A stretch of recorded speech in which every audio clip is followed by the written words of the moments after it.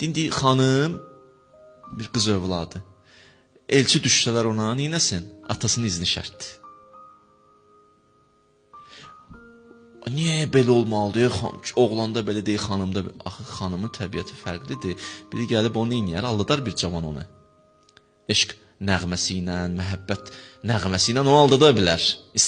Elə sözlər deyər, nanəcibin bir olar. Amma kişi atadır da, neynəyəcək? Biraz araşdıracaq, deyəcək, bir də gidiyor. Qabağını sərhəd çəkir. Ona görə dinimizin buyruqları nədir? Harmoniya var.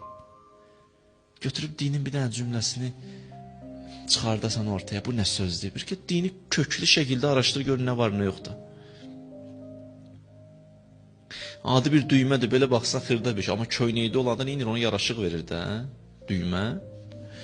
Onu yerində olanda nədir?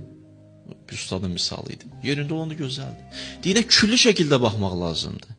Hələ bir tərəfini götür, bir tərəfini at. Yanlışdır da.